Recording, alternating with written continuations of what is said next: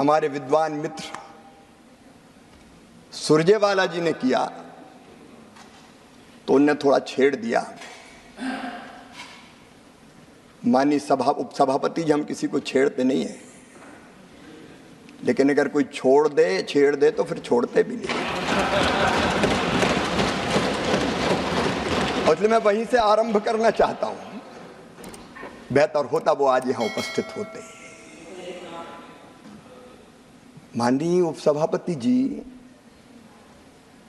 उनको याद भी आए तो शकुनी याद आए। शकुनी, चौपड़, चक्रव्यूह, और इन सारे शब्दों का संबंध है अधर्म से।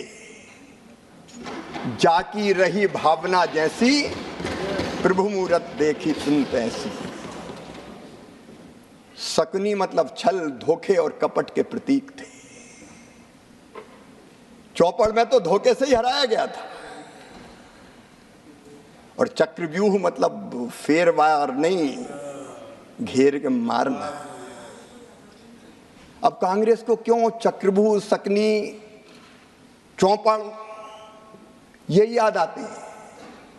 माननीय उपसभापति जी, जब महाभारत काल में हम जाते हैं तो हमें तो भगवान श्री कृष्ण याद आते हैं। यदा यदा ही धर्मस्य ग्लानिर्भवति भारत अभ्युत्थानम धर्मस्य तदात्मानं सृजाम्यहम् परित्राणाय साधूनां विनाशाय च दुष्कृतां धर्म संस्थापनार्थाय संभवामि युगे युगे।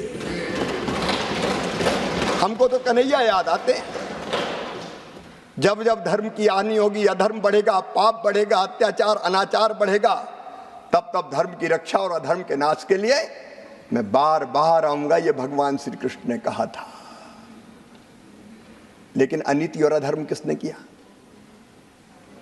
ठगी किसने की? माननीय उपसभापति जी, कांग्रेस के डीएनए में ही किसान विरोध है, मैं ये कहना चाहता हूं। ये आज से नहीं, प्रारंभ से ही कांग्रेस की प्राथमिकताएं गलत रही है। हमारे प्रथम प्रधानमंत्री स्वर्गीय पंडित जवाहरलाल नेहरू जी, मैं उनका आदर करता हूं, लेकिन भारतीय परंपरा खेती के बारे में उसका निर्वाह नहीं किया। रूस गए, वहां से एक मॉडल देख के आए और कहा कि रूस का मॉडल लागू करो। भारत रत्न चौधरी चरण सिंह जी ने कहा यह नहीं हो सकता, भारत की कृषि की परिस्थितियां बिल्कुल अलग है। प्राथमिकताएं गलत थी उपसभापति जी। 17 वर्ष तक उन्होंने प्रधानमंत्री जी के पद को सुशोभित किया, लेकिन तब क्या होता था? अमेरिका से PL 480 सड़ा हुआ लाल गेहूं भारत को खाने पे विवश और मजबूर होना पड़ा।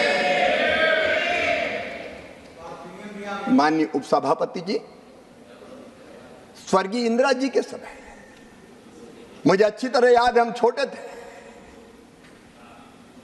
उस समय, किसानों से जबरदस्ती लेवी वसूली का काम होता था। जबरदस्ती लेवी वसूली जाती थी।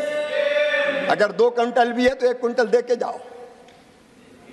बिंडे खोद दिए जाते थे, रखा हुआ अनाज उठा लिया जाता था।